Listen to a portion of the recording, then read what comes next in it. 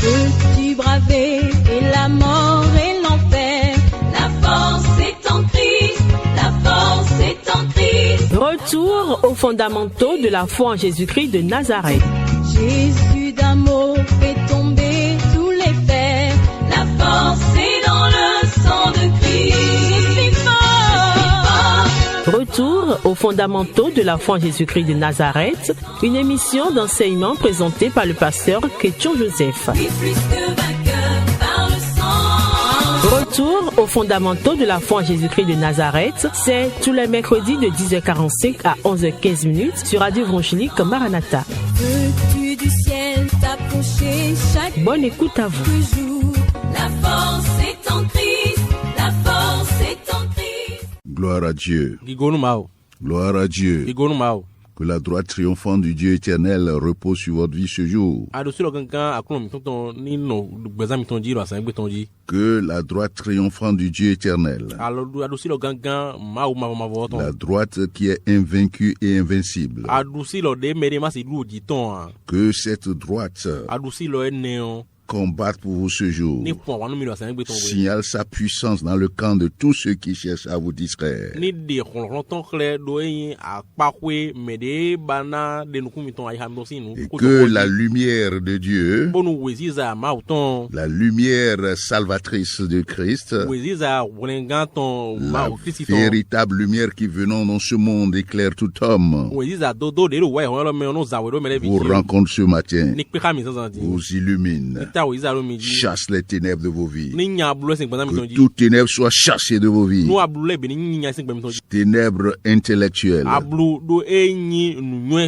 et les ténèbres démoniaques. Que les chaînes soient brisées. Le fardeau sur vos vies soit pulvérisé. Et que des temps de rafraîchissement viennent sur vous. L'eau vive qu'est la parole vous désaltère. Au nom puissant de Jésus. Nous continuons avec nos thèmes. Ce jour-là, ils sont allés voir Jean-Baptiste, le dernier grand prophète, selon le témoignage de notre Seigneur Jésus qui est la lumière,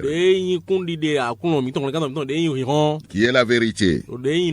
Ça veut dire que ce que Jésus a dit, si quelque chose a été dit avant lui, nous jetons cela à la poubelle. Et nous recevons et nous acceptons ce que Jésus a dit.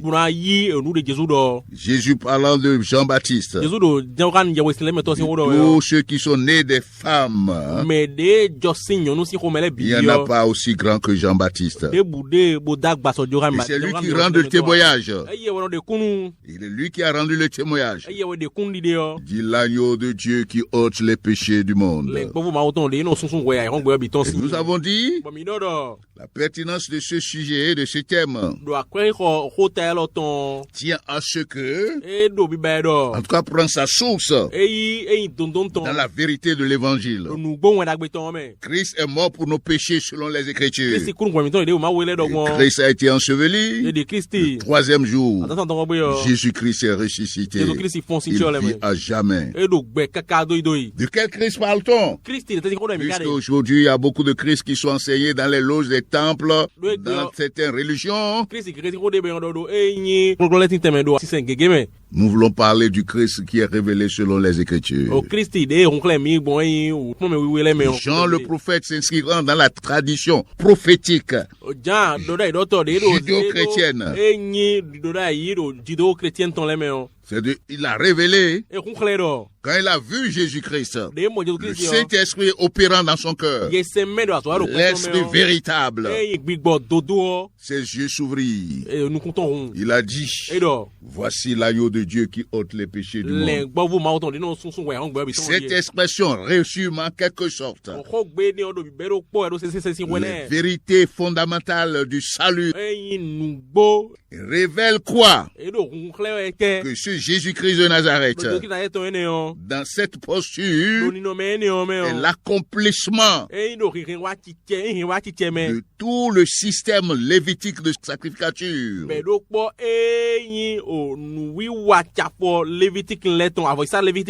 C'est lui, Jésus-Christ de Nazareth.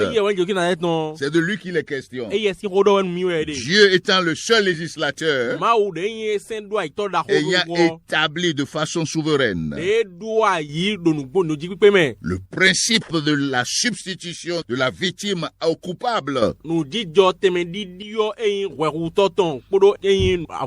anticipait la véritable victime, c'est-à-dire l'agneau de Dieu qui va venir après pour faire l'expiation pour nos vies.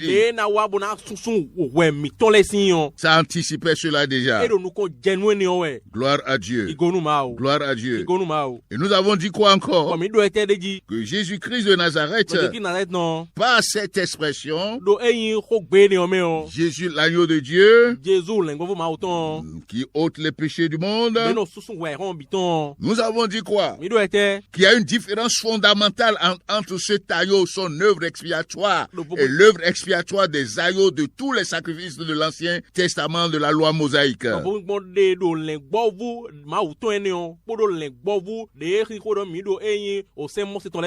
Puisque cet agneau de Dieu ôte les péchés.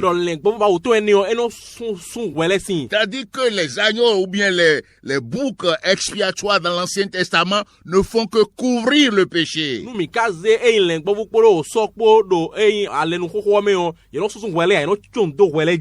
Gloire à Dieu.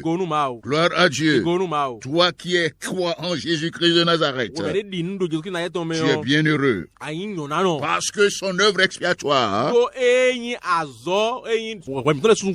il a effacé tes péchés. Il a effacé tes péchés. Dans Hébreux 8, le Dieu souverain dit ceci: je ne me souviendrai plus jamais de leurs péchés. Alléluia. Alléluia. Gloire à Jésus de Nazareth. Et donc, nous avons commencé à lire Ésaïe parce que c'est l'accomplissement également des prophéties des grands prophètes de l'Ancien Testament. Et nous avons dit, Moïse en tant que prophète a parlé de lui. Nous avons parlé de quoi? Ésaïe a parlé de lui. Ésaïe a parlé de lui. Jérémie a parlé de lui. Ézéchiel a parlé de lui. Daniel a parlé de lui. Jonas a parlé de lui. Michée a parlé de lui. Les grands prophètes comme les petits prophètes, tous ont parlé de lui. Et le dernier grand prophète, Jean-Baptiste, met le cachet maintenant. Gloire à Dieu. Et que lui-même, il s'est servi un peu déjà des révélations d'Ésaïe. Ésaïe nous l'a montré comment? Qu'il était l'agneau. Alléluia. Alléluia. La Bible dit, ce serviteur souffrant, dans les prophéties, des siècles avant l'arrivée de Jésus, il est dit, il s'est levé devant lui comme une faible plante. Il n'avait ni beauté ni éclat pour attirer les regards des hommes. Christ a méprisé, abandonné des hommes. Ça, c'est la douleur. C'est une souffrance morale, ça, comme nous sommes en train de dire. Au moral, ça, c'est pas physique. La Bible dit quoi? Homme de douleur, habité à la souffrance, semblable à celui dont on détourne le visage. Il dit que quand on le voit, on détourne le regard. Ça fait souffrir. Ne parlons pas des souffrances physiques là. Hein. Toi, tu es une personne au milieu des hommes. Et quelqu'un, tous ceux qui te voient là, tu détournes le regard avec mépris. Que le Seigneur nous vienne en aide. Et Jésus a subi tout ça pour toi et moi. La Bible dit, nous l'avons dédaigné. Nous n'avons fait de lui aucun cas. Cependant, ce sont nos souffrances qu'il a portées. C'est de nos douleurs qu'il s'est chargé. Nous l'avons considéré comme puni et frappé de Dieu et humilié. Vous voyez la souffrance morale qui est là? C'est plus douloureux que physique. Quand les gens veulent parler du Christ souffrant, ils vont souvent parler de douleurs physiques. Les chicottes. Oui, ça fait mal. Mais ces douleurs morales, tu subis tout ça à cause des gens. Et ces gens-là te rejettent encore, se moquent de toi.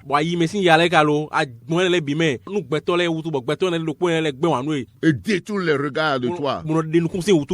Ça fait plus souffrir. Gloire à Dieu. Et c'est ce que le Christ a subi pour nous en tant qu'agneau. C'est de ce Christ que nous parlons. Alléluia. Alléluia. La Bible nous dit ici, c'est de nos douleurs qu'il s'est chargé. Je saute un peu pour qu'on aille vite. La Bible dit, il a été maltraité, opprimé. Il est opprimé. Il n'a point ouvert la bouche, semblable à un agneau qu'on mène à la boucherie. L'agneau de Dieu qui ôte les péchés du monde. Il est semblable à une brebis muette devant ceux qui l'attendent. Il n'a pas ouvert la bouche. Et c'est ce que nous étions en train de dire quand nous introduisions cette étude. Il faut regarder à Christ. Il faut contempler Christ. Son chemin, pour que nous l'imitions en contemplant par la grâce et la puissance du Saint-Esprit, cela s'imprime en nous pour que nous ne soyons pas impatients dans certaines oppositions. Parce que nous avons la force, nous utilisons notre force pour écraser les gens. Non, Jésus n'a pas fait ça. Jésus, c'est lui par qui, comme l'avons lu déjà, c'est par lui qu'a été créé les mondes visibles et invisibles, toute dignité, seigneurie, tout a été créé par lui pour lui.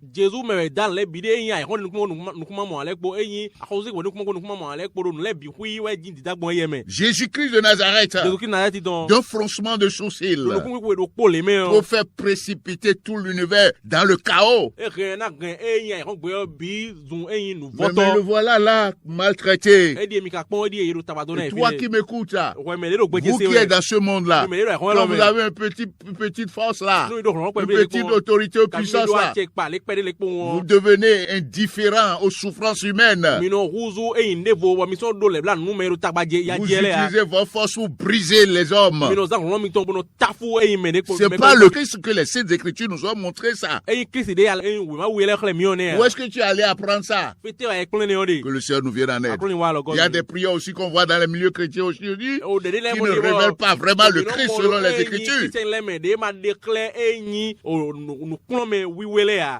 Qui ne révèlent vraiment pas le Christ selon les Écritures.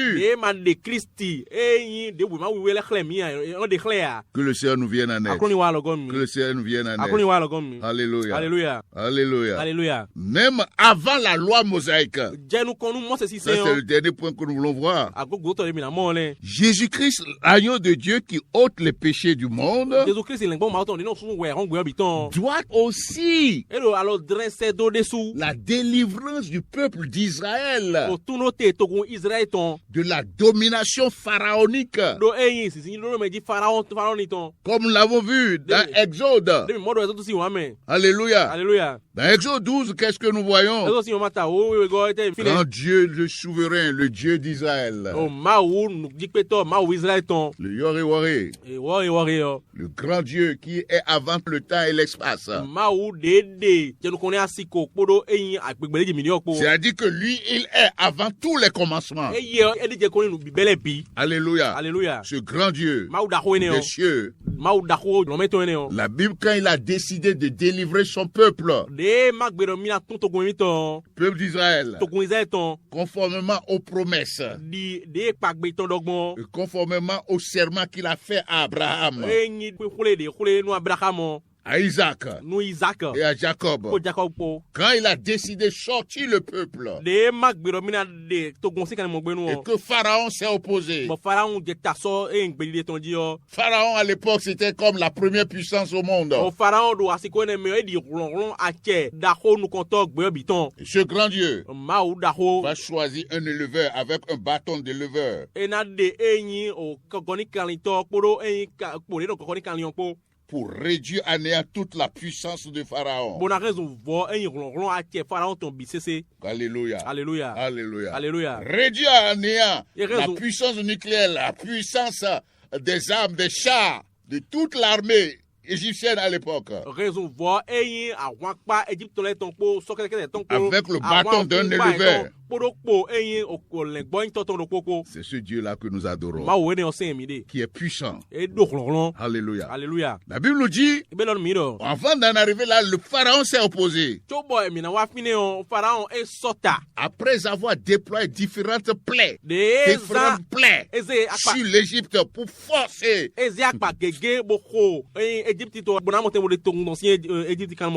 Et Pharaon ne voulait pas comprendre. Dieu a déployé une dernière puissance, une autre plaie. Quand Dieu a dit, si tu ne laisses pas partir Israël, mon premier-né, je vais amener la destruction de tous les premiers-nés d'Égypte. Mais avant de partir, Dieu a indiqué quelque chose pour le peuple d'Israël. Il a dit de prendre quoi? Prendre un agneau, d'immoler l'agneau et de prendre le sang et de placer sur les frontons des maisons. La Bible nous dit, je vais vous lire quelques passages ici. L'Éternel dit, parlez à toute l'assemblée d'Israël et dites, le 10e jour de ce mois, on prendra un agneau pour chaque famille, un agneau pour chaque maison. Si la maison est trop peu nombreuse, pour un agneau, on le prendra avec son plus proche voisin, selon le nombre de personnes, et vous compterez pour cet agneau d'après ce que chacun peut manger. Ce sera un agneau sans défaut, mâle, âgé d'1 an, pourrait prendre un agneau et un chevreau. Vous le garderez jusqu'au 14e jour de ce mois, et toute l'assemblée d'Israël l'immolera entre les 2 soirs. On prendra de son sang, et on en mettra sur les 2 poteaux et sur le linteau de la porte des maisons où on le mangera. Dans le verset 11, voici ce que l'Éternel dit. Quand vous le mangerez, vous aurez vos reins sains, vos souliers aux pieds et votre bâton à la main, et vous le mangerez à la rate. C'est la Pâque de l'Éternel. Cette nuit-là, je passerai dans le pays d'Égypte, et je frapperai tous les premiers-nés du pays d'Égypte, depuis les hommes jusqu'aux animaux, et j'exercerai des jugements contre tous les dieux d'Égypte. Je suis l'Éternel. Le sang vous servira de signe sur les maisons où vous serez. Je verrai le sang, et je passerai par-dessus vous. Il n'y aura point de plaie qui vous détruise quand je frapperai le pays d'Égypte. Au milieu de la nuit, le verset 10 dit, au milieu de la nuit, l'Éternel frappa tous les premiers-nés dans le pays d'Égypte, depuis le premier-né de Pharaon, assis sur son trône, jusqu'au premier-né du captif dans sa prison, et jusqu'à tous les premiers-nés des animaux. Pharaon se leva de nuit, lui et tous ses serviteurs et tous les Égyptiens, et il eut de grands cris en Égypte, car il n'y avait point de maison où il n'eût point de mort. Voilà ce que l'Éternel a fait, et ce qu'il a été obligé de déployer comme censure, peine, afin que Pharaon endurci, ne laissa le peuple d'Israël partir. Donc nous voyons là déjà le symbole de l'agneau, parce qu'on dit que c'est l'agneau pascal. Et c'est ce que Jésus-Christ a accompli dans les temps actuels. Le sang de Jésus sur nous est une marque indélébile qui nous protège contre tout destructeur dans les temps actuels, également dans les temps à venir. Alléluia. Alléluia. Donc ils ont pris le sang de l'agneau. Ils ont passé sur le fronton des maisons. Et la Bible nous a révélé quoi? La nuit quand l'exterminateur, l'ange de la mort, a passé, La Bible nous dit quoi? Toutes les maisons sur les frontières desquelles on a passé le sang de l'agneau, là n'a pas frappé dans ces maisons-là. Et la Bible dit quoi? La Bible nous dit que Dieu a institué ça comme une fête. Hein? On prendra le sang de l'agneau. Il dit, ça veut dire le sang de l'agneau que vous allez avoir là, ce sera un signe pour vous.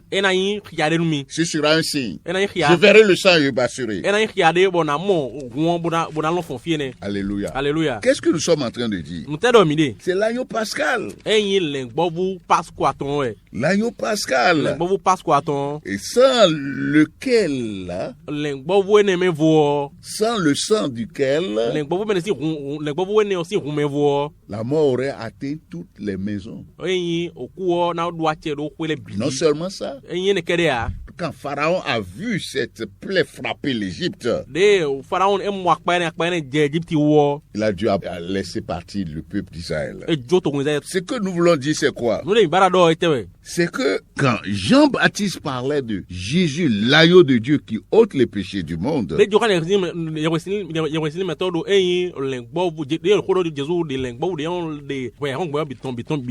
ça parlait aussi déjà de ceux, il s'inspirait déjà de cet événement. Gloire à Dieu. Ça veut dire quoi? Tu crois au sang de Jésus, tu crois au sacrifice de Jésus. Quand la mort va passer, verra le sang et tu vas échapper. Ça veut dire quoi?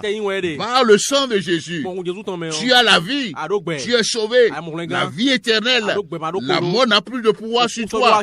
Et c'est ça ce que, en cette expression, Jean anticipait déjà. Il nous donnait une révélation très profonde. Montrant quoi? Jésus-Christ, c'est l'accomplissement de l'agneau pascal. Premier épître de Paul aux Corinthiens. Comme je disais tantôt, Paul aussi a utilisé le thème. Dans premier épître de Paul aux Corinthiens, chapitre 5, verset 6 et 7, voyons ce qu'il dit là. Il dit ceci: faites disparaître le vieux levain afin que vous soyez une pâte nouvelle. Puisque vous êtes sans levain, Christ, notre Pâque, a été immolé. Alléluia. Alléluia. Alléluia. Alléluia. Alléluia. Alléluia. Christ, notre Pâque, a été immolé. Donc, comme nous disions tantôt, cette expression montre quoi? Que Jésus-Christ, c'est l'accomplissement de tout ce qui est sacrifice. Et que son sang, c'est l'explication de tout ce qu'on appelle sang. Aspersion du sang dans l'ancienne alliance. C'est la réalité. Quand l'évangile dit que Christ est mort pour nos péchés selon les Écritures, enseveli le 3e juillet ressuscité, le Christ dont il est question, c'est le Christ dont nous sommes en train de parler. Selon les Écritures. Selon les Écritures. Qui est l'accomplissement de l'agneau pascal. C'est-à-dire qui délivre de la domination. La domination du diable. Le prince de ce monde. Représenté par Pharaon en son temps. Alléluia. Alléluia. Cet agneau qui est l'accomplissement de tous les sacrifices de l'Ancien Testament dans le culte lévitique, par lesquels les gens attiraient les regards de Dieu sur eux, les regards favorables de Dieu sur eux, attestant ainsi aussi quoi? Que toi aujourd'hui, parce que tu as accepté cet agneau de Dieu, toutes les bénédictions qui étaient déjà en nombre dans l'Ancien Testament, tu deviens le récipiendaire de ces bénédictions. Du sacrifice de Jésus-Christ, du sang qui a été versé à la croix de Golgotha. Tu entres dans l'alliance, dans le sang de l'alliance que Jésus-Christ notre Seigneur, alléluia, a scellé. Jésus-Christ, agneau de Dieu qui ôte les péchés du monde, c'est l'accomplissement aussi de la rencontre entre le Père Abraham sur le mont, alléluia, où l'Éternel, pour le tester, lui avait demandé d'offrir son premier fils, le fils de la promesse Isaac. Et la Bible nous dit quoi?